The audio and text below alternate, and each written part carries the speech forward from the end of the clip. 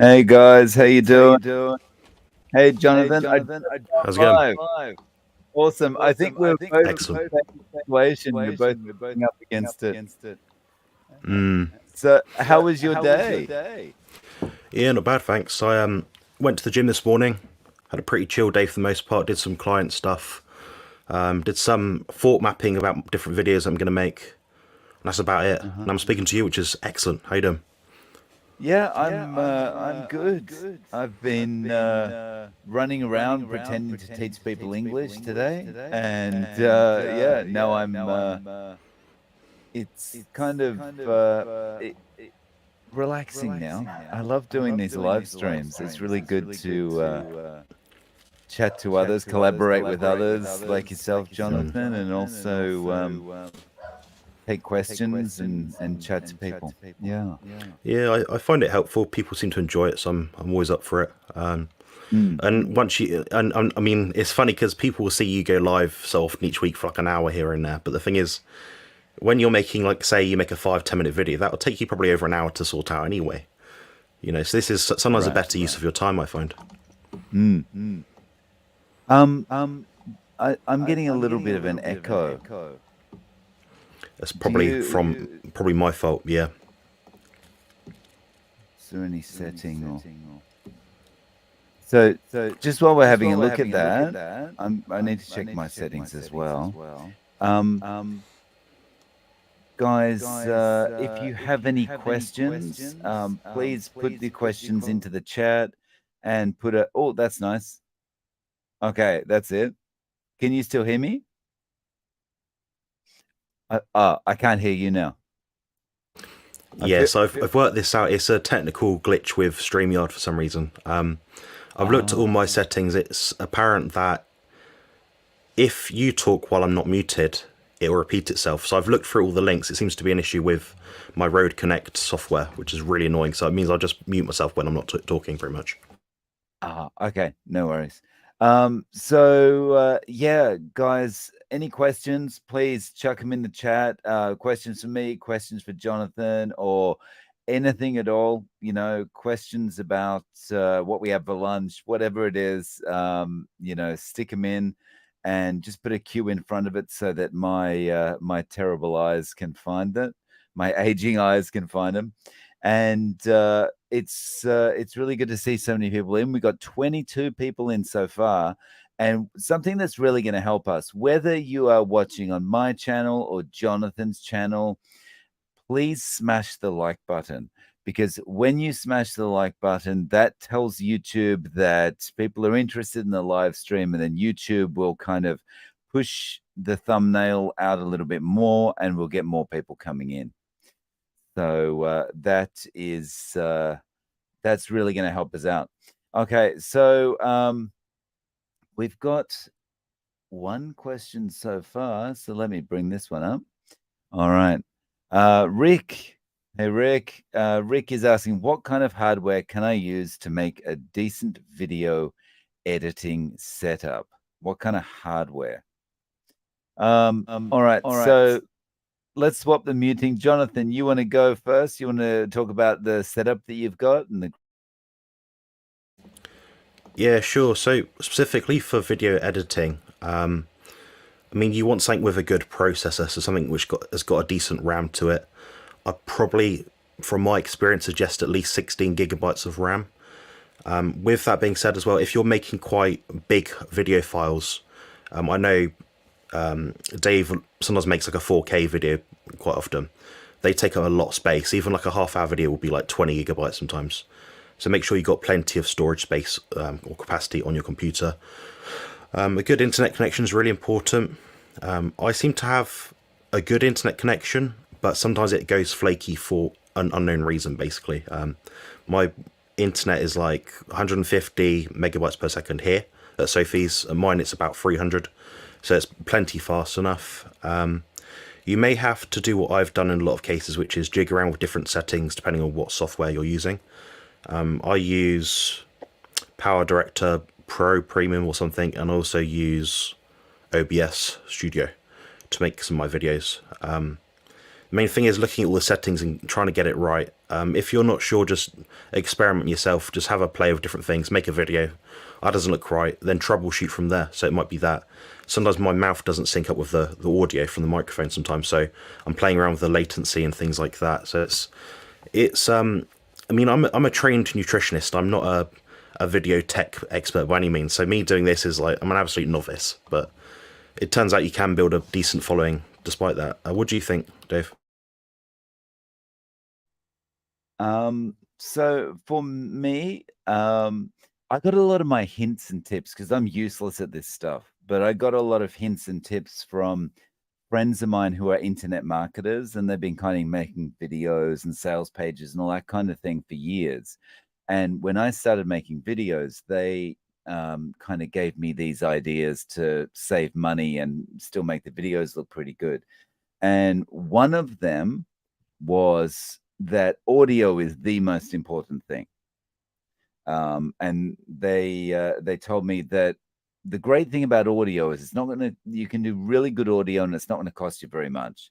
You got to buy a good mic, but that'll cost you about $200. But once you've got the good mic, you're set with everything else, because Audacity, which is some software you need to use, that's 100% free. And all you need to do is remember to output your Audacity files in a particular format. The format is called a WAV format, W-A-V, and that's top quality because that's not compressed. The mistake a lot of people make when they're making video is they focus on the visual side heavily, and they kind of just output any old audio and it comes out in like an MPEG format or something, which is compressed, and it loses a lot of quality. And then even if you've been in a good room with good insulation, it ends up sounding quite tinny and stuff. So I'd say make sure you get Audacity, get a reasonable microphone. You can probably get it for less than $200 now on Amazon. And that will be the best thing to start with. Other than that, I film on my iPhone, like I'm talking on my iPhone right now. How about you? What camera do you use, Jonathan? Sure, yeah. I'm kind of glad you went over this. So I use a Logitech Brio 4K webcam. It does produce a high quality video, but sometimes it goes blurry, which seems to be a new thing. So I'm not sure why personally. Because by nature of my living circumstances, I'm sometimes at my mum's house and sometimes here at Sophie's. There's about an hour and a half difference between the two, so I need something that's portable, I can put in a suitcase and take myself from A to B quite effectively. So I use a webcam that's about that big. It cost me like $160 if you're looking at US currency. The microphone I use is an NT1 5th generation microphone. The reason I use that and not like the typical Shure microphone is because I make a lot of presentation style videos. My microphone is about 12 inches from my mouth right now, and it sounds relatively natural, but not overly compressed, not overly processed, not overly synthetic. So I'm trying to get that balance between it sounding clear like you're in the same room as me, but also not so clear that it's like you're talking inside a phone booth sort of thing. So it's hard to get that balance right. But you know, I mean, you've got good insulation there, good acoustic panels and stuff. Here I just use my green screen as an acoustic panel. I've got a wall like just to the right of me, but when I'm back at my own place, it is very well insulated. But you know, things like having I've got a blanket thing over the desk that can reduce some of the echo. I think audio quality is very important. I think also as well, like you said about the WAV file, so make sure the output is suitable. So all of my video recordings are made using the video, which is recorded through OBS to format it the way I like, the visual side of it. Then I make a secondary audio recording, which I sync up with the original video, and that'd be for a Rode Connect software, which is very effective and record at like I think 32-bit float, which seems to be good. And yeah, I think, like you said, the audio is so important. For someone like me that's got quite a unique accent in the carnivore space, I really have to focus especially on this. I'm not smooth on the tongue by any means, so for me it's really important. It's something I've really highlighted. And I work with someone called Matthew from Finland, and he's helped me a lot of audio. So we probably produce about, well, I know he dedicates about 10 to 15 hours a week of his time to help me make my audio from my pre-recorded videos as good as possible. So I've been quite fortunate in that case, but yeah, I think that pretty much covers it, maybe.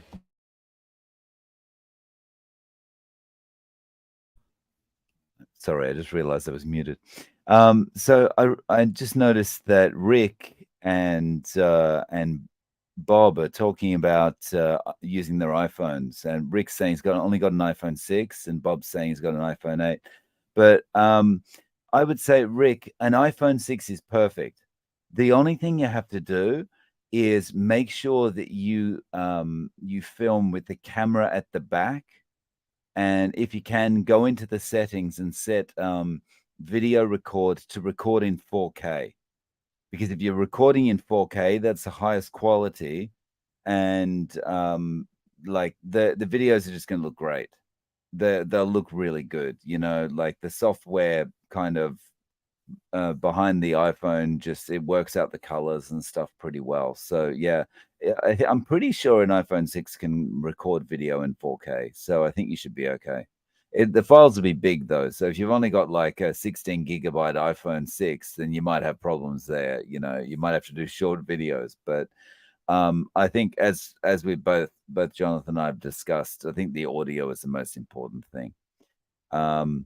Yeah. So thank you for the question. I've forgotten where the question came from now. So the question was from Rick. Okay. So we've got a couple more questions here. So Woodster72, what camera webcam do you guys use for streaming or YouTube? So I just use an iPhone 13. Is it Pro or Plus? I can't remember which is which. But I'm using an iPhone 13. The back camera in 4K. I'm using that as a webcam also right at the moment. But I mean, when you've got StreamYard on the basic plan, it's only streaming in 720p anyway. Jonathan, how about you? Yes, I thought about this as well, using my very high spec 100 and God knows how many megapixel camera on my phone, but it's for the amount of time I spend, I don't want to overheat my phone, which is quite worrying. I use that's a Motorola, but my webcam itself is a Logitech Brio, which records at 4K. I think it's 30 frames per second. I'm going to be doing some outdoor kind of exercise videos in the near future, which will be recorded with either the phone or with a GoPro 7 or something. So I've got all the stuff to make it. I just need to get around to being strong enough on the day with good enough weather to make the video, really. But yeah.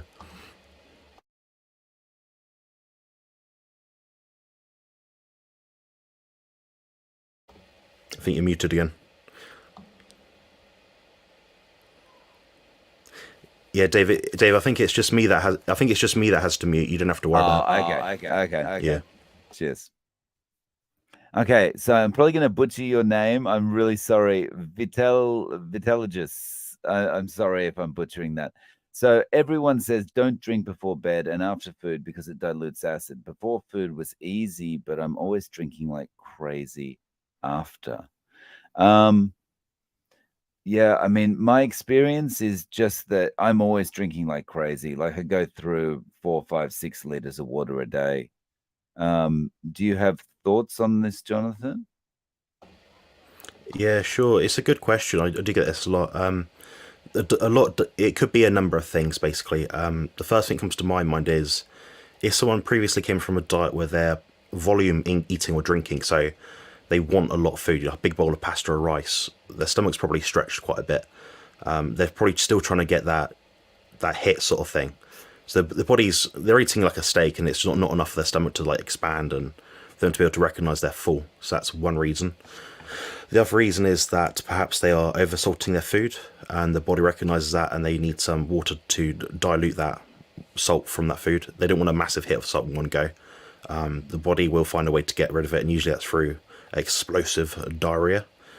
Another reason is that some people just require more water, like you living in Japan versus me living in here in England. I drink about 2 litres per day in total, and that's as much as I need. And I'm a big guy, physically active. What you'll probably find is as time goes on, you'll start to be less thirsty when you're more fat adapted. I mean, I'm 3.5 years or so down the line now, and I don't drink nearly as much as I used to. So don't. I think one key point here is like don't get too set in stone about what you're doing now. Just appreciate that things may change over time. But there's some ideas anyway. Mm.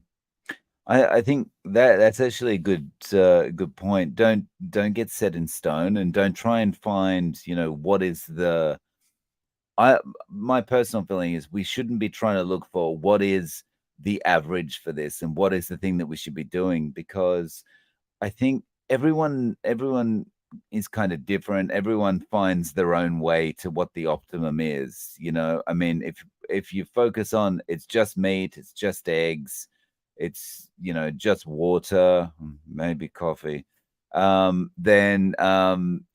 it's just kind of do your thing and you'll get there.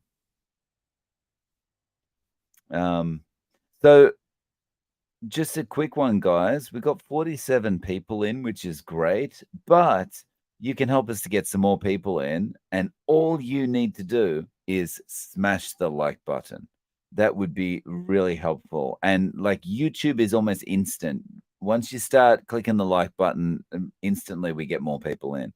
So whoever's channel you're on, if you could smash the like button, that would be much appreciated. Okay. No questions. Are you serious? Oh my goodness. All right, Jonathan, in the meantime, while we're waiting for questions, can I ask you a question, please? Do it. Okay. So, let's say that I want to I'm time poor, right? And so I know a lot of other people out there are also in the same boat where they're working, they're looking after a family, whatever it is. And so I want to get some kind of workout in, some kind of training that will help me build build or maintain some muscle. What's the best kind of exercise that I can do pretty quickly at home to build a little bit of muscle?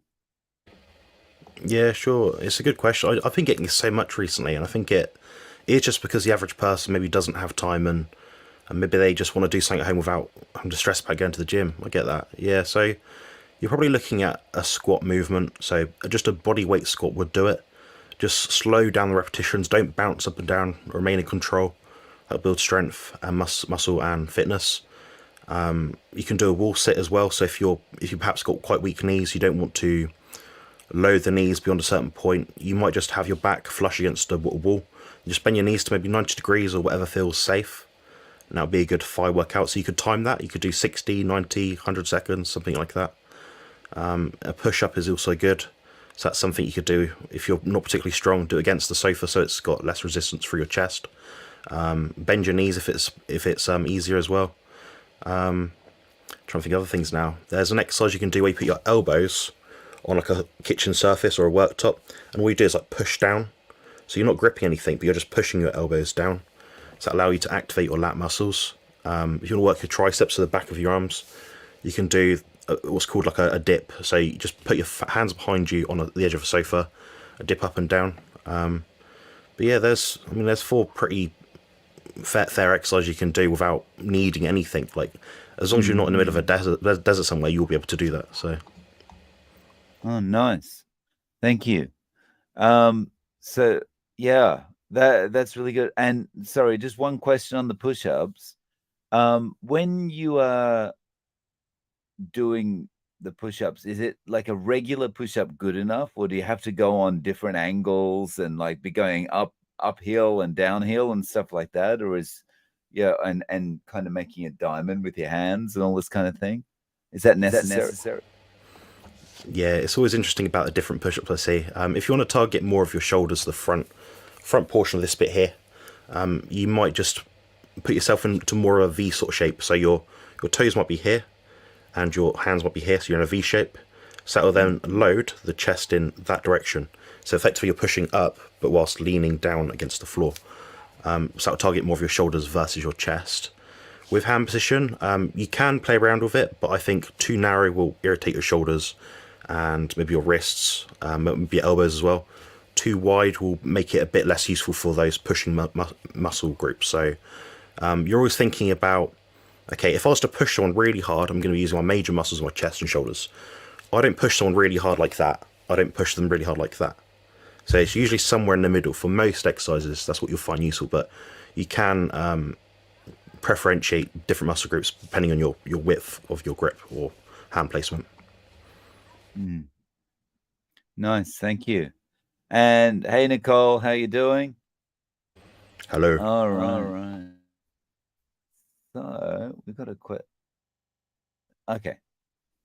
So mostly carnivore is asking, I'm still fighting insulin resistance and confused about high fat, moderate protein versus high protein, moderate fat while staying low carb.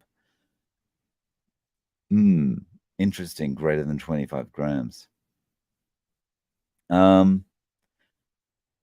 Interesting. I haven't thought of anything like this in terms of insulin resistance, but for me, I tend not to think about it too much. I just eat until I'm satiated. I don't think about, oh, maybe, 2/3 of this is fat and a third is protein or whatever it is. I just kind of stick it all in a bowl, put a pan rather, put some lard or tallow in there, and get it going. Do you measure anything out, Jonathan? Yeah, personally, I specifically measure stuff, but not for the reason I think that people have to do it. It's unique to me because I have specific body composition goals. So my way of doing it wouldn't apply to everyone else. Now, what we know about most diets globally is that, particularly people that do the carnivore diet, there's not much fat on a lot of steaks. So if you can eat a ribeye a day in Japan versus, I don't know, England, where I am, the fat cap on that same ribeye will be different.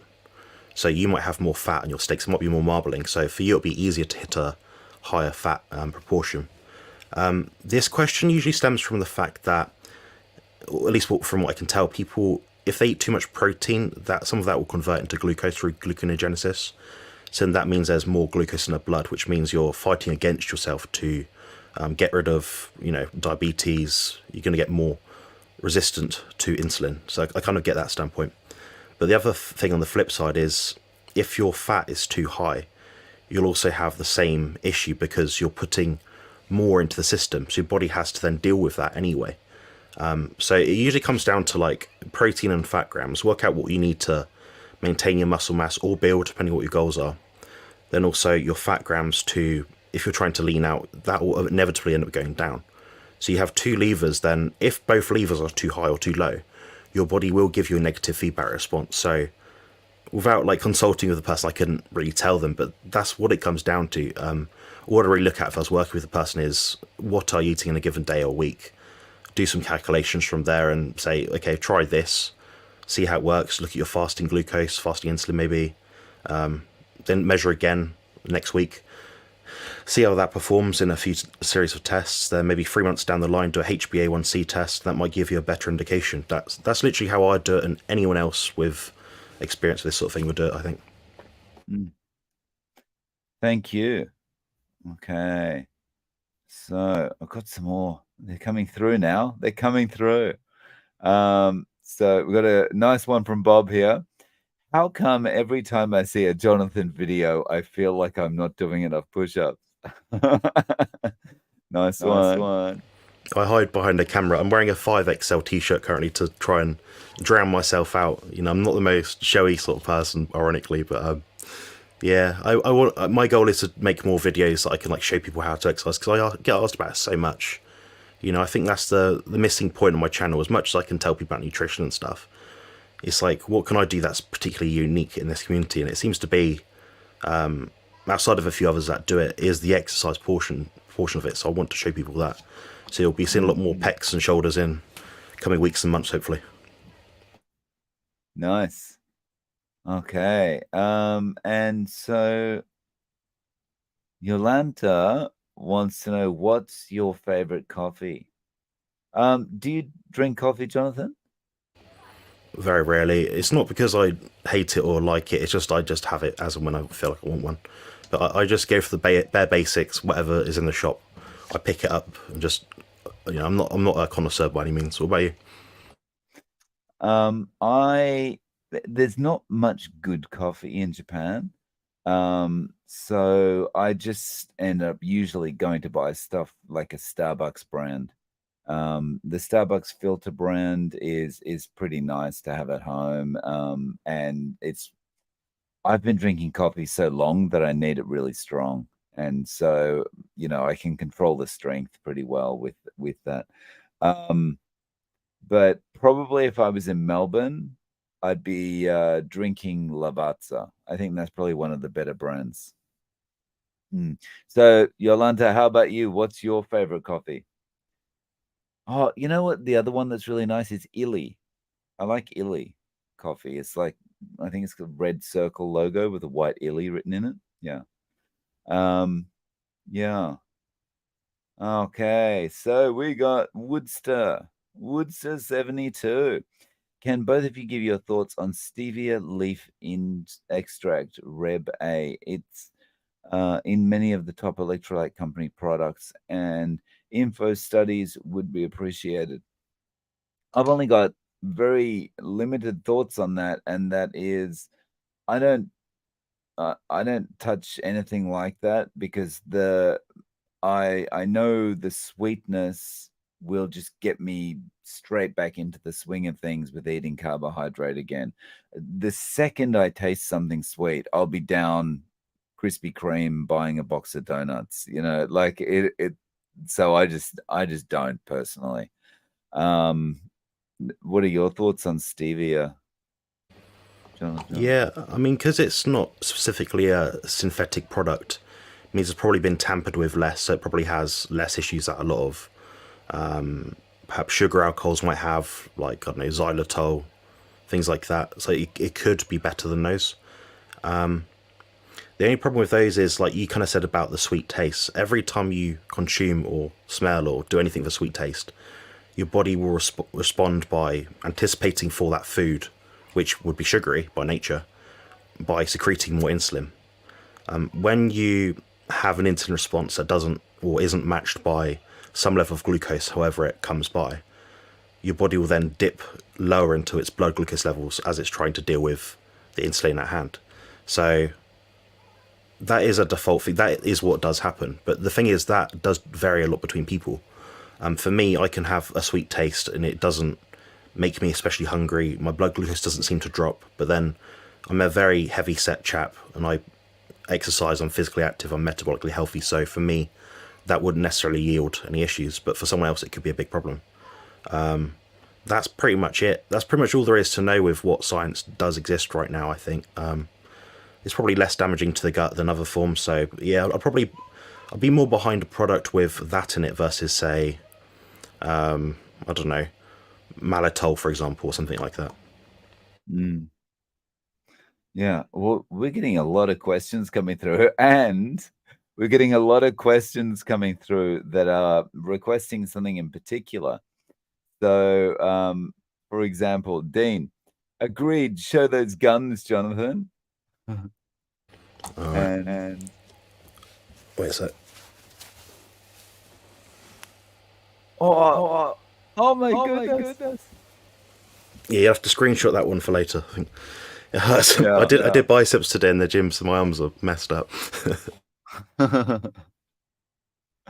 Okay, so there you go, Dean and Nicole. All right. Do do do do. Uh, Dean says, I can't believe some Americans say carnivore diet is expensive in the States. At $15 a pound, that's the price of the cheapest steak you can get here in Japan. Yeah, beef's really expensive here in Japan. It's crazy. Like even ground beef, um, paying about what would be $8 for maybe 550 grams. I think that's pretty expensive too, even for ground beef. And that's not even 100% beef. That's like 60% beef, 40% pork. Hmm. Over here, I think the price is per pound of beef. I mean, over here it comes in like I think 500 grams, 750 kilogram boxes, packages. I think a 500 gram box of 80/20 is If I did it US dollar, it'd be about $3.20, something like that. So for us, it's not particularly expensive. What is expensive though is the eggs at the moment. They're going at about well, the eggs I buy these giant, big ass eggs, like jumbo. They come out of the shell and they're like 100 grams sort of thing. They're probably £2.50 or like $3.20 for six. The six. For six, yeah. Wow. Okay. So over here it'd be about end up being about $2 US for 10, I guess, something like that. So the price of eggs is still okay here. Wow. Okay. So this is an easy one. Hey, Joff. What's your favorite food on Carnivore? Steak? For me, it's not steak. It's just beef brisket.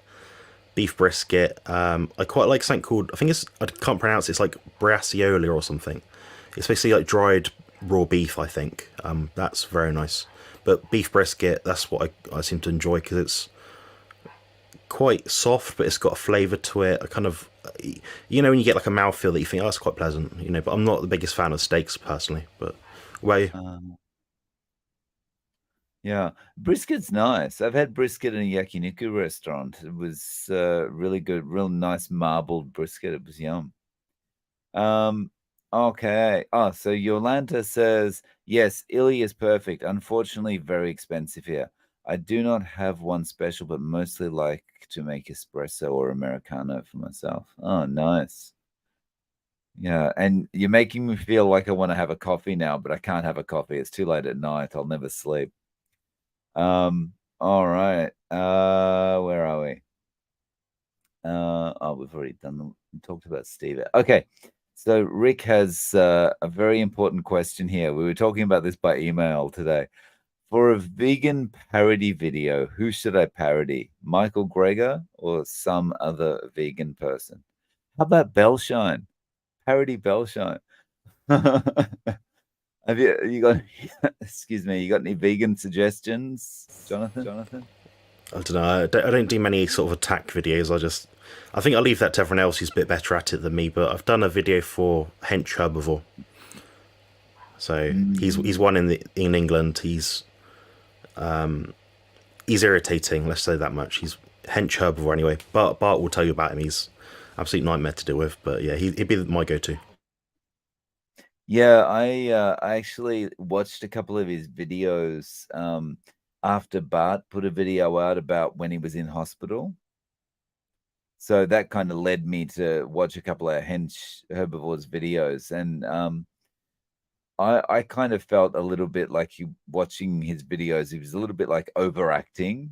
He was he's almost like acting in a way to act to be himself kind of thing. So it was a bit weird to watch. It was a bit strange. But Michael Greger's always, Michael Greger's always easy. He gives you a lot of material to work with. So, probably that's your safest bet. It's a Satan duck, I think. So Mrs. Perfectly Imperfectly Keto, Mrs. Perfectly Imperfect Keto asks, what do you think of 1:1 ratio between fat and proteins in terms of weight? All right, I might handball this one to you because I've actually got no idea. Yes, they're talking about if you measured the macros, like a ribeye might be 1:1 in terms of protein to fat when you're talking about calories, like what it'd say on the label. I think it's a good starting point for a lot of people. That's what I would personally start most people on in most cases. I think at the end of the day, though, I mean, your body doesn't have a ratio requirement or percentage requirement. It has a exact requirement that I mentioned earlier. So, I mean, 1:1 of what? That's always my question. So it could be, I've had people before, like I've worked with, and they're like, oh, I've got a 1:1 ratio. I'm like, oh, that sounds good. Okay, what is that ratio? Well, I'm eating 400 protein and 400 fat per day, and I'm still obese. I'm like, well, that is a lot of food. That is an extremely large amount of food, and there's not many people out there that should eat that much. So it always comes down to macronutrient grams. And I think if someone has the capacity to measure like the food grams, 200 fat, 200 protein, what have you, why not just measure those independent grams, up or lower one by 10 grams, see what happens? It's an experiment in the day, but I think, I mean, what's interesting here is, Dave, you've been doing this now for about 14 months. Mm-hmm. You're just doing this entirely intuitively. Like, that seems about right. I feel pretty good doing that.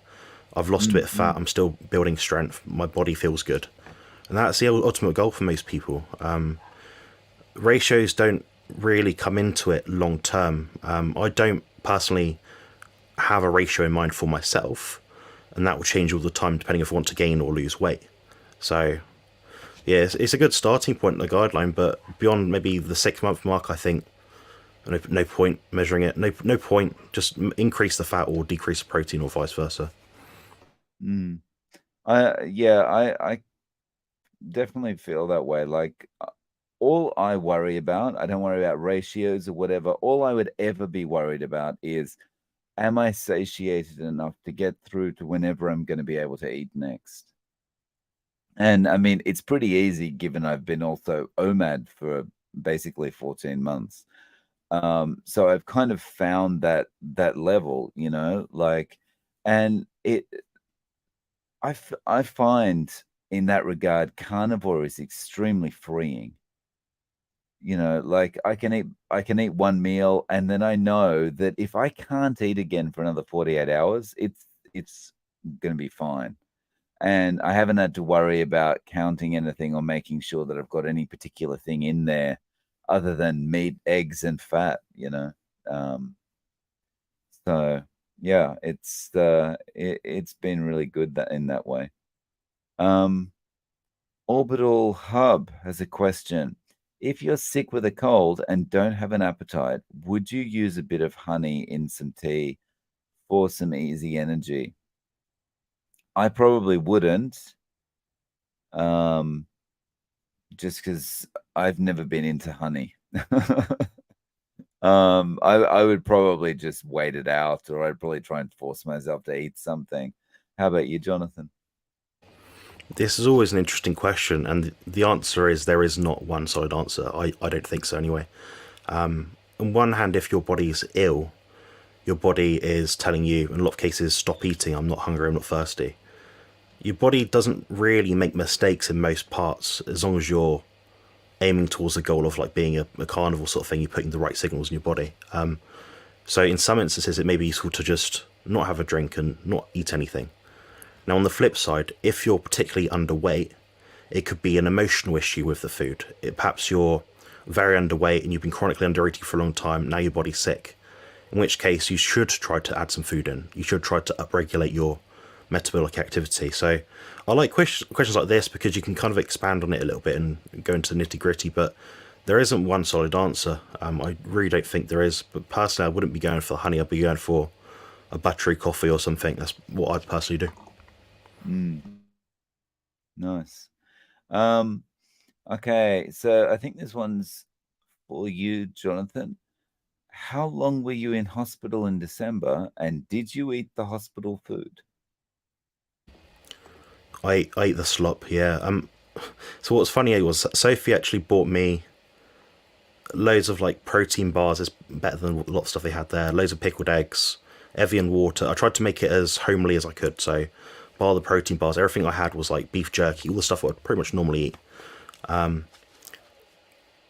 Basically, because I was very heavily sedated and they had to put a lot of drugs in me to keep me down, it meant I was worn out for about a week straight. So me just having anything was something, which is better than nothing for me. Now I had things like cheese omelette. That's probably the most nutritious thing I had. Meat was on their menu once out of the 2 nights that I was there.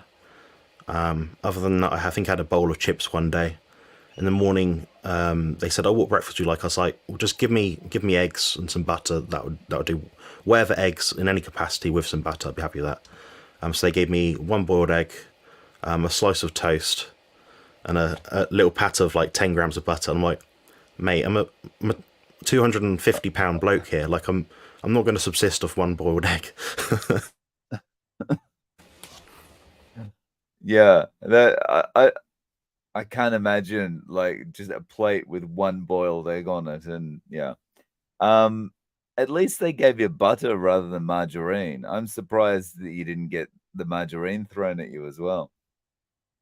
Usually you would, yeah. So I was in a private hospital because the NHS over here is quite messed up now. So they basically refer National Health Service patients to the private hospitals, and they tend to give out butter, but usually you have to specify it.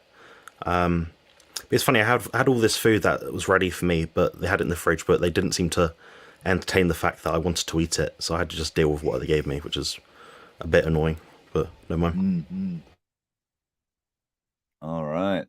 And oh, Rick is asking again, which vegan should I parody for some good laughs? Look, honestly, if you want to parody a vegan for good laughs, I would say do Bell Shine because Rick, I would love to see you wearing a long blue wig. That would be awesome. Love to see you in your kitchen wearing a long blue wig and talking in a talking in a camp Australian voice. That would be awesome. So can you sort that one out maybe? I'm happy to do consults. Totally free consults to help you train to do Bellshine. Um so where are we? Do we have any questions? I saw two on the screen that look like they are questions, but it's hard to know if they're for us or for other people, because they just say the question without question, semicolon. Okay, so if you've got any questions, please chuck them in the chat. Put a Q in front of them so I know it's definitely a question. And Jonathan, will you eat again today? Yeah, so my appetite's been quite low recently, so I've been on a mass building or muscle building phase for about 3 or 4 months now. My body's worn out. I've seemed to hit this plateau where I can't quite get much bigger than what I am right now, at least without eating loads of sugar and crap, like into like body weight. So right now I'm probably having 3 meals a day. First meal, eggs. I might make it's like a milkshake ice cream thing that Sophie makes with a Ninja Creamy. So that's milk, eggs, whey protein, and heavy cream or double cream. And that's just a really fatty milkshake, and it's quite palatable. It's easy to eat. That's one way I can get food down in me. Meal two will be usually beef or cheese or eggs or some sort of combination, pretty much similar to what you have a lot of the time. Dinner I might just have another one of those milkshake things and just have some boiled eggs or whatever. So about 3 or 4 meals at the moment. 3 or 4 is okay, but I just have to make sure I keep on top of the amount of food in each meal. Otherwise, I do deflate. I lose a lot of energy quite fast because when you've got a high metabolism, your body does more reactions quicker. So when people tell me I'll do a 7-day dry fast, I'm like, well, that's like a 14-day dry fast for anyone else. So, you know. So, how often are you in the gym? Like, is it a daily thing for you? No, so I used to train about 20 hours per week when I was a proper athlete, so like a sprinter, weightlifter sort of thing.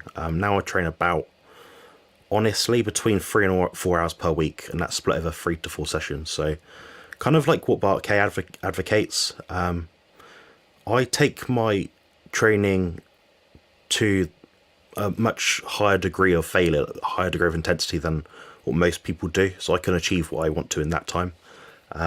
But that's unique to me. It's not a requirement. You know, the average person doesn't have to train as hard as I do. It's just because I'm at that point now where you sort of progress so much, you have to up the ante a bit. You know. Wow. Yeah. Hang on, my chat windows. Okay, here we go. All right. Oh, we got a question. And hey, Gary, how you doing? We've got a question here from Griswold. Do either of you have any advice on gaining weight on Carnivore? So I'm about 2 stone underweight. How much is 2 stone? It's about 12 kilos. About 24 pounds. 24 pounds. Yeah, okay. Yeah, so about that's 11 kilos. 11, 12, yeah. Yeah. That's a lot underweight. Yeah. I would be testing.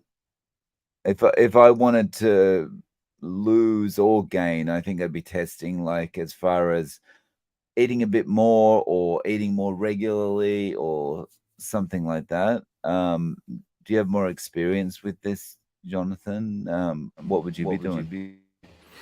Yeah, lots of experience with this with different people.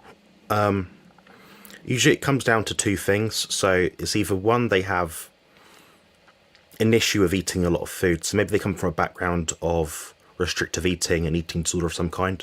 That does happen. It is surprisingly more common than what you might think. The other one is they might be actually over exercising, doing so much, but then not putting the fuel back in their body. Another reason, actually a third reason, is that their health state isn't quite right at the moment. So it could be that their digestive function is impaired, therefore their hunger signaling isn't quite on point. So it comes down to one of those three things, and I think if you can work out which one it is, then you know where to start from. Personally, if I was to go about it, I'd work out which one it was. Then from there, I'll just try things out, like the Carnivore butter bites that people make. So I make my own unique ones, which are Carnivore protein butter bites. They're probably the most amount of energy you can get in a tiny, like, little space. So if you're someone that doesn't want to get that full feeling, they're quite useful. And that's just a mixture of whey protein, heavy cream, and butter. So you melt the butter, add the heavy cream, add the whey, mix it together. You can try out flavoured ones as well if you like them, and they're pretty much a surefire way to get a lot of nutrition in a small space. So they're quite a useful tool to use, I think. Mm. Yeah, and actually, that's a good point in my experience. The thing that I found made me start to put weight on again was eating butter in excess. So, like, if you have got weight that you want to gain, yeah, having those butter bites or just keeping sticks of butter around that you're going to snack on, that, in my experience, might push your weight up a bit. Because that's why I stopped having it. I got up to 380 grams of fat per day. Most of that was from butter, so we're talking like a brick and a half of butter a day at one point. Yeah, I did gain body fat, not loads of body fat, but it was enough that I was like, okay, I need to stop now, so I stopped. But it just goes to show you can get fat eating too much fat, and you can, if you push your body, it will go in that direction. But I wore stuff in my face, to be fair, so you know. So, speaking of this, do you remember there was a period of time where everyone seemed to be talking about butter? You got to eat butter. Butter is the best thing for this, this, this, this, this. And then it just suddenly, like, it was this trend that just suddenly had a cutoff date and no one did it anymore. Do you think that was just responding to the algorithm or something? Or, like, everyone realized talking about butter was popular, so they started talking about it? Or Yeah, I've talked about a little bit about this on my channel before. It's like one of these things, like, you'll hear, like, what has it been in past months? Okay, the sardine fast. Okay, it's been a butter, a stick of butter a day. It's been, what's the new one? The sprinting in this example. All these things do work, but they have an expiry date. I mean, some people will take the mix. So some people will have then, okay, one stick of butter is good. I'm gonna have two sticks. I'm gonna have 10 tins of sardines a day. I'm gonna do 20 sprints each day and every day. So I think they're just useful tools at time to time. But the default, if you think about, like, living life with the least amount of stress, you know, it's not about trying to do all this crazy stuff, which is like, sounds extreme. If it sounds extreme, it probably is, you know. So I can see how far people push it, and I think people do try to make these videos to appeal to the algorithm. But ultimately, like, if you look at Day's videos, my videos, Bart K's videos, we all kind of say the same sort of things. It's like, listen to your body, do what you need to do. If you're not sure, try something out for a period of time, work out if it works or not, then go from there. And that's pretty much it. And I think for the most part, it's just people trying to get more clicks. You know, there isn't a requirement for a brick of butter each day. You know, it doesn't make sense. Not for everyone, anyway. Yeah.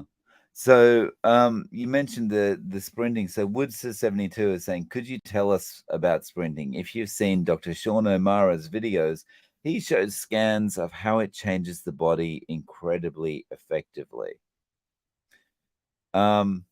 Well, I've never done sprints and don't plan to. So, Jonathan, can you comment on this at all? Do you know much about sprinting? Yeah, funny enough, I was a competitive sprinter. That was probably my best athletic endeavour in the past of any activity I've done. I ran 100 meters in 11 seconds as a 16-year-old lad, which is quite surprising because I was quite muscular quite then. So I don't know how I managed to do that, but yeah, it's funny at that time. Like, looking back, anecdotally, I was shredded out of my mind. I was really ripped. I had like obliques and everything, like the muscles on the side of your abs, veins everywhere. Really, really lean. Like I could do a stomach vacuum really well. No visceral body fat. I felt healthy, but these sort of things aren't things you do every day. You do it maybe 2 times per week, maybe if you're not doing much else, maybe 3 times per week.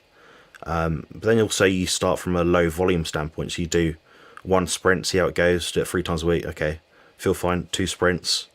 But with all these things being said, you have to try and find a way to measure it. I mean, if you want to continue getting results doing these things, you have to continue upping the ante, like I mentioned earlier. So you're timing all of your sprints, maybe time your rest periods as well. Try and get fitter and fitter, but it does reduce your visceral body fat. That seems very, very evident at least. Mm. So you made me think of something else that I wanted to, excuse me, I've wanted to ask you for a while, Jonathan. So what is the deal with being carnivore and suddenly your vascularity improves? Like I was watching a video of myself from 2014. Like one of these memories came up in Facebook today, and it was when I was doing the that ice bucket challenge that was going around like 9 or 10 years ago. Um and I had a video on Facebook of me tipping a bucket of water on my head, and I was just looking at my arms and I was thinking, it's a different person. Like it, and I don't have much of a suntan, so I'm like, it's just two sticks of chalk back then, right? But now, like, not through doing any work, like before I ever started doing push-ups or went to the gym or whatever, just this vascularity started to appear. Is that red meat, or what causes that? Do you know? Yeah, it's a couple of things really. I mean, one of the issues people have with excess inflammation for eating like the sugar and fruit and honey and all this sort of stuff. If you're not physically active, that will eventually lead to glycation in your cells. And downstream, if you think of a diabetic person, they eventually, in a lot of cases, will have to have their legs amputated because their blood flow, their peripheral blood flow, is not substantial enough to keep them moving and doing their stuff each day. So that's one obvious reason that I could think of. The other reason is that people lose body fat as well. So in your case, I know you've lost a significant amount of body fat. So for you, you've lost body fat under your skin, that's subcutaneous. Therefore, your veins, which are just below that, will then show more, be more prominent. Another thing as well, because you've got better nutrient uptake, perhaps more iron, maybe your blood level of iron is a bit higher. So maybe that allows you to form more red blood cells and all this sort of stuff. So your vascularity will then go up. Trying to think what else. Yeah, and obviously, like, you're not old by any means, but as people get older, they get thinner skin. Like, my nan is shredded out of her mind. She's absolutely ripped. She's like 93 years old, but she has like no fat on her arms at all. So her skin is actually paper thin. So your skin does thin out over the years. So that's a few reasons I could think of. Okay, interesting. Yeah, I was good. There's so many jokes I could have made when you said, you've got a thin skin. I was gonna say, yep, I do. I most certainly do. All right. So, we got a few questions. Let me just go and star these, make sure I get hold of them all. All right. I thought I saw another one there. Okay. So, TJ Riley, I've been eating carnivore for a year, and I hope it's carnivore and you're not eating resumes. I've been eating carnivore for a year and started strength training 9 months ago. I've hit a plateau, and last workout, I couldn't even lift what I did last week. How do I get past this? How do we deal with a plateau like that, Jonathan, with strength training? Yeah, good question. It's two particular things that come to mind. As you get stronger and stronger, you get closer towards your maximum potential in terms of like your strength or muscle mass. So it means your proximity to that is closer, so you have to try harder to then get better. And by trying harder to get better, your recovery has to increase in line with that. So if you think you're lifting, say, 50 kilos in a bench press one day, the 9 months later you're doing 100 kilos, well, your body has to deal with that stress. It's not become twice as good at recovering. It just means that sometimes you have to increase the recovery time. So that's one reason. So it might be if you're doing one set of chest press per week, try doing it once every 8 or 9 days. Reevaluate. So you look at your frequency of training. Other things as well, make sure your diet is aligned with what you're doing in the gym. So if you're training and you're stronger and bigger, faster, whatever now, and your protein or fat hasn't increased since 9 months ago, then that could be a reason why your recovery isn't quite as good. So those two things really, proximity to how close you are to your maximum natural potential, then also the underlying recovery that you do or don't have, and you have to go about looking at your measurements to work out if you're recovered or not, so you can continue to adapt.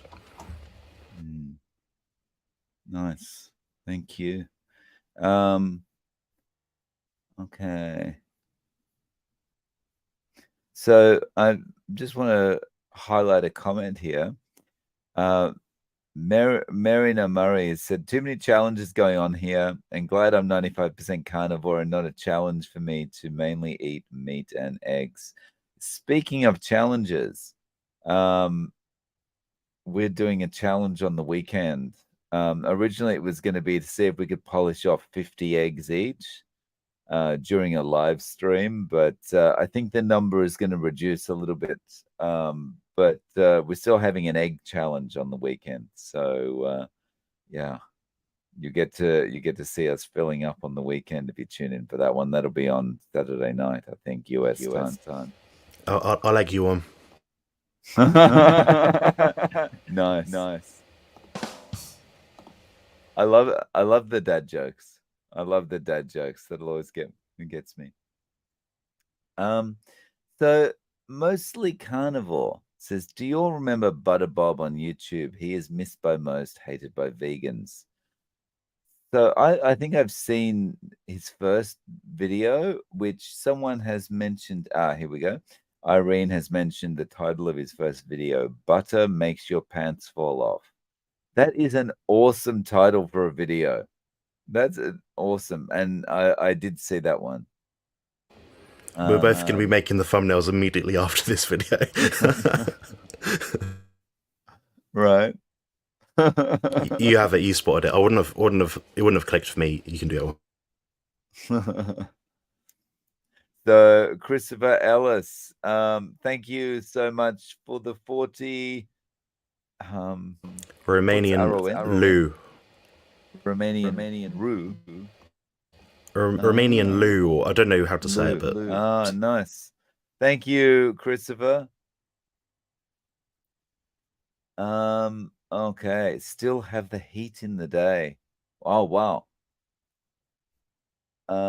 Okay. So yeah, I really appreciate that, Christopher. Let me see if we've got some more questions. Keto Simple, good morning from Indianapolis, Indiana. Good morning. And we've also got Alia says, you guys both have really nice voices to listen to. Thank you, Alia. Whoa, can you do that again? Can you do that again without the echo? Oh yeah. That's Tom Jones, no? I don't know. I don't know who most people are. I think he's a singer, isn't he? Oh yeah. Oh, I'm forgetting you're a lot younger than me. I'm 28. I'm 28, Dave. I don't know anyone. I don't know anyone or anything. So, oh my goodness, I was 20 years old when you were born. Oh my goodness, I was living in the UK when you were born. Where did you live? Wow. London. Yeah. Near Tower Bridge. Okay. Oh, Life Off Grid has a question for us. I'm on day 3 of Carnivore. Congratulations on getting 3 days in. I'm having some diarrhea. Does that mean I'm eating too much fat? Maybe. It might just be the change. Did you go from like cake and cookies one day to meat and eggs the next? That could also be the change. But yeah, definitely fat. Because even now, like if I suddenly increase the amount of fat I'm eating, I'll find myself in the bathroom pretty quick, smart. Jonathan, you got any thoughts on that? Yeah, take it easy on the fat. If you've changed really quickly, then that'll upset your guts regardless. Outside of that, probably most likely reason is maybe you've got an acute infection because your gut microbiome's changed and therefore your immune function might have not quite upregulated yet. So a couple of reasons there. Hmm. Okay. And Woodster 72, opinions on grass-fed versus grain-fed beef. Have you experimented with both? Jonathan, did you want to talk about that? Yeah, so in England over here, we have grass-fed beef for the most part. So about 75% of the year is all grass-fed. So it's not something I look into or specifically go about trying to find. Now, the difference in composition when it comes to like omega-3 is what most people are talking about. The difference, despite popular belief, is quite marginal. So it's not going to be a game changer. However, if you have the spare money and you come from a diet where you've had a lot of processed food, particularly high in omega-6 versus omega-3, then it might mean that your healing or your inflammation will be improved a bit faster. So that's kind of why you'd use that. But outside of that, I mean, I think someone might be served better having a diet with good quality fatty fish with grain-fed beef versus just grass-fed beef if their goal was to reduce inflammation, just because the omega-3 content of a fatty fish is much higher and it's got some other useful stuff as well. So that's pretty much it, I think. What do you think, Dave? Um, I haven't given it too much thought, and one of the main reasons I haven't is because it's already super expensive to get grain-fed beef in Japan, and it's not actually that easy to get grass-fed stuff because um, for Japanese people, a lot of it is all about appearance. You know, the marbled beef, and it's got to be white, really, really white fat and that kind of thing. So basically, grain fed is pretty much the mainstream. It's the only thing you can kind of get here unless you really go searching. So yeah, I haven't given a lot of thought because I don't have much option. Um Okie dokie. Do we have any more questions, guys? No more questions. Oh my goodness. We got 80 people in the live. That's awesome. That's awesome. Oh my goodness. I can't believe it. Nice. All right. Is that it? That's it. That's it. That's it. Nothing more coming through. We're done for. Oh my goodness. Okay. So what oh, we got a couple come through. But just before we get to those, do you want to talk a little bit about what's coming up on your channel, Jonathan?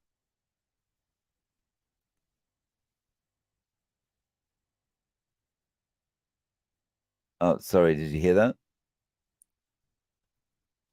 Oh, hello. I think the Did I cut signal's a out? bit patchy. Did I? Okay. I was just saying, do you want to, before we get to those couple of questions that have just come through, do you want to talk a little bit about what's coming up on your channel? Any live streams coming up, or any special videos coming up? Sure, yeah.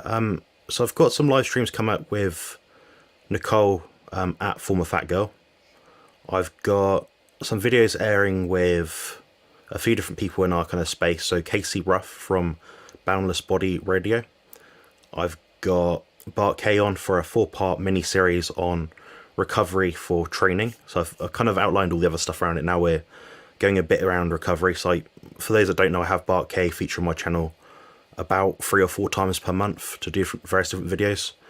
A few other live streams. So I do something called Carnivore Muscle Ramblings, which is my Monday UK time night live video. It's like a Q&A segment, a bit like this pretty much. That's a mainstay which I do routinely every week.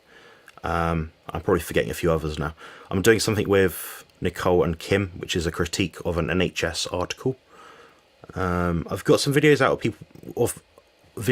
of things which people have asked for. So I'm just trying to make content that people want, answering questions that people have about training, the diet and all that sort of thing. So just give people what they want, and hopefully they get value out of it and they click like and stuff. What about you, Dave? Got a few live streams coming up this weekend. So of course there's this one. And then tomorrow, Nicole from Former Fat Girl and I are doing a live stream critique of Jillian, what's her name? Jillian Michaels' What I Eat in a Day. And yeah, and then I've got the egg challenge on Saturday night, so which is my Sunday morning. So looking forward to that. That'll be my breakfast, the egg challenge. Maybe that gives me an unfair advantage, actually, because everyone else is going to be eating at the end of their day, and I'm going to be eating in, the beginning of mine. So, yeah, but that's the plans at the moment, and got a few interviews in the works. Have you? How do you juggle your calendar? Because I find that the more kind of, and I'm loving this, but the more kind of interviews and the more live streams I'm doing, like I'm kind of trying to maintain everything in a Google Calendar, but sometimes I'll forget to put something in, and then I start kind of double booking things and stuff. How are you handling it all? With the same amount of disbelief and despair as you are, I imagine. So this is what my calendar looked like last week. Wow. Yeah. So the gaps in that calendar are when I make videos, basically. And sometimes I block time out just because I know I've done too much. I need to take time to myself. But yeah, I just keep myself really busy and just keep on top of it. I'm fortunate that Sophie helps me out with a lot of the management kind of stuff, my partner, and the background sort of things. So I don't have to worry too much. My main focus is just growing the channel. I find the editing process can take quite a long time sometimes if you want to make it look nice. But, at the end of the day, you're making a video for, in my case, a few hundred people, in your case, a few thousand people. So, as long as it's informative and it gets the message across, I think that's the main thing. But I don't know what you're like, Dave, but sometimes you try to be too perfect, and that's what ends up digging into your time, because for that extra 10% quality, you end up spending like doubling the amount of time spent on it sometimes. So how do you manage? What do you find useful? As far as with editing, the thing that really has saved me over the last year with the editing is the fact that I can do it while I'm traveling. Like I'm just sitting on the train doing it, So it's like I've got this pretty much 2 hours a day where it would have been downtime anyway, So, but definitely I agree with you about the editing, right? Because you can go back over something, you can think, oh no, but if I just change that transition a little bit, or if I just do this, and at the end of the day, you can waste half an hour on like a second of footage, and no one actually cares because, in the people that are watching our videos, they're not really interested in that kind of stuff. They're wanting the information. So, that's what they're tuning in for. So whether you're swinging from the chandeliers or you're popping up out of the bottom of the screen, they don't care. They're just, what's the information, Yeah, I mean, for you seem to have mastered it as someone that came from the diet like a year and a bit ago. You kind of answer everyone's questions and you think very carefully about your content. It's not all about the fancy words and all this that, and the other. It's just like what gives a positive message to people and what keeps people on the diet, and what inspires people. I know with a lot of your videos you're very creative, and I know you've got an interesting way of actually coming up with your videos, which I find quite inspiring. So I'm trying to do that myself now, whilst also being a bit clickbaity sometimes. But you know, it depends on the message, I guess. Yeah. Yeah, and I mean that's one of the biggest feedback points that I get that I get on my channel is oh, was that clickbait, or I don't like the clickbait or whatever, but that all comes down to it's just playing the YouTube game, If I wrote out exactly, you know, the thumbnail was in this video, you are going to find these facts. It's like no one's going to click on it, So you have to have it's like a newspaper headline. You've got to have some kind of angle. You don't want to outright lie or you don't want to say something that's not in there or anything like that. But, it's just kind of playing the game to get people to actually watch the video. Um, okay. Yeah, I've got a Okay. video about carbs coming up recently. So it's the thumbnail's like carbs are essential, something like that. But obviously, I don't think that. But it inspires people to think, oh, what's he getting at here? But then they watch the video, and it's a whole really informative piece of why carbs aren't essential. And it's about a 6-7 minute video. You know, it tells you everything you need to know. So in that instance, it's helpful. I think it brings people's knowledge base further forward, which I can get behind. I think that's valid. So. Yeah, I agree. And that kind of headline, I've used that kind of thing, that reverse angle in the past. It's like if you're doing a review, for example, of something Michael Greger's said, and you're literally kind of quoting him like carbs are essential for life or whatever it might be, and that gets people to click because they know, oh, there's going to be some controversy in here or something like that. Okay, so let's have a look. So Alia had cow organs and next level Zen. So how, have you ever eaten cow organs, Jonathan? I've eaten most things other than like testicles. I'm not the biggest fan myself. I think the only organ I'd have like now and wouldn't remind it too much is like brains or something. Hmm.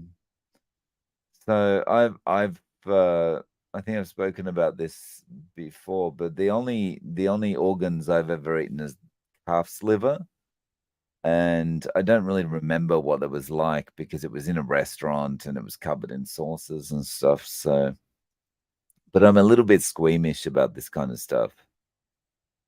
So, um, so Alia says it was crazy.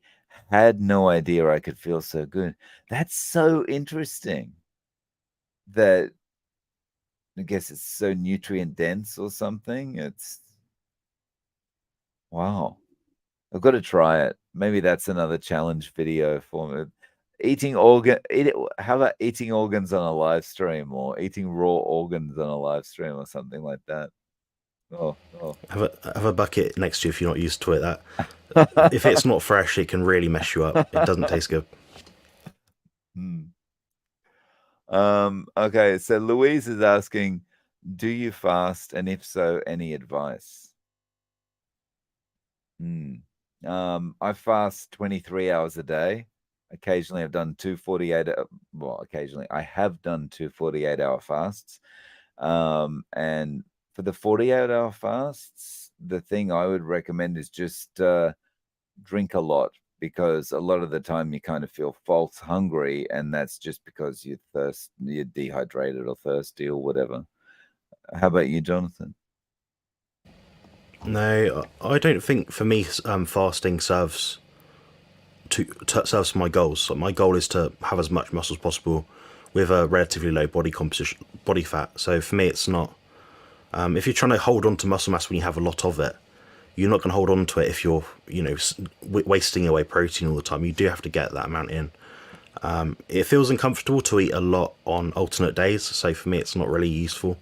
But for a lot of people, it is useful, and I think, like you've kind of explained, a lot of people that do the carnivore diet will do it for they'll have 1 or 2 meals per day.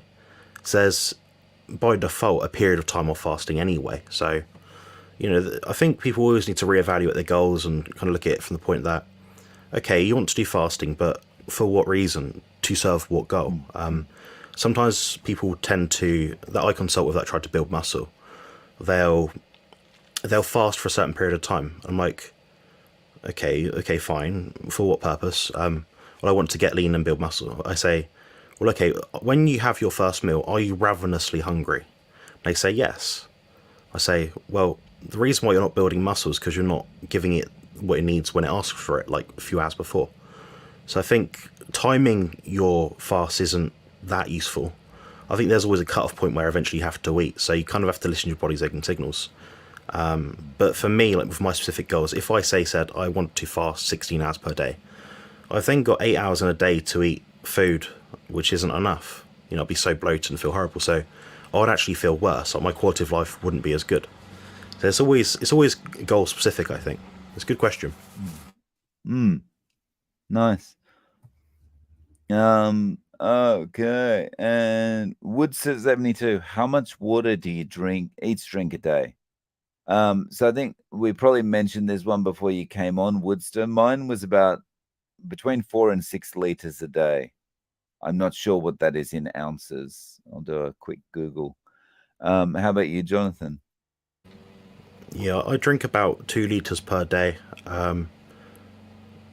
So yeah, I'd say between like just under 2 liters and up to 2.5 liters, but never any more than that, unless I was really active, walking through the London Underground, hot sweaty day, stuff like that. Then maybe a bit more, but that will include also milk and things like that as well. So it is maybe 2 to 2.5 liters, and never any more. Personally, that's just mine first. Yeah. So I've just done a search on Google. So I probably average about 5 liters a day. So that's 1.3 gallons. So I guess Jonathan would be around about half of that. So yeah, about 0.75 gallons, something like that. Okay. And Mike is saying, Dave, thanks a lot for the Mike says, Dave, thanks a lot for the mic recommendation. It sounds very good. I've tried a few recent live streams, highly recommended to anyone. And the headphones allow you to hear yourself as well. That's awesome. Thank you. And for anyone interested, the mic that I recommended was just the one I've got myself. That's an Audio Technica something or other. So it's an Audio Technica USB mic. Yeah, USB condenser mic. All right. Do we have any more questions here? Da-da-da. No more questions. So, Jonathan, I wonder if that's a good end to the live stream, because it's 20 past 12. It's now Saturday morning here. So I probably should get to bed, or I'm not going to be able to take the mickey out of Jillian Michaels tomorrow, or whatever her name is. So yeah, what's on for you on the weekend? Yeah, Dave, maybe take the night off for a bit and have a little rest, a few hours maybe. Might serve you. Trying to think now. I have to have a look. I mean, when people ask me what I do, it's like I don't know. It's in my calendar. I keep myself very, very busy. This weekend I've got consultations, one of Sophie's friends' birthday parties. I do a private Q&A with Ben Hunt and Phil Escott. Sorry about the noise. It's the lawnmower. They always do this at this time of day for some reason. I'll go to the gym on Sunday, and I'll probably make 1 or 2 more videos on Sunday, and I'll do a lot of editing tomorrow around like lunchtime. That's pretty much it. Oh, nice. Maybe Bart's live as well. Maybe. Oh, awesome. Yeah, I'm hoping to make it to that too. All right. So yeah, I'm going to go and try and get some shut eye. So guys, thank you so much for joining us. This is really good. We had about 85 people at the peak, which was awesome.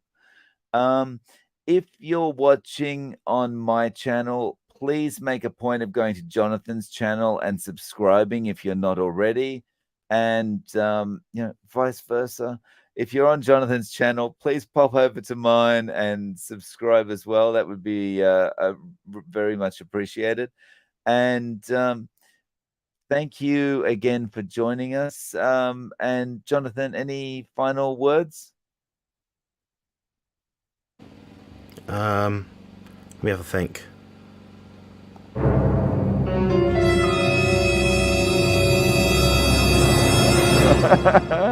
And that's about it. I've got nothing left to add to this. Okay. All right, guys. Thank you so much for joining us, and we'll see you in the next one.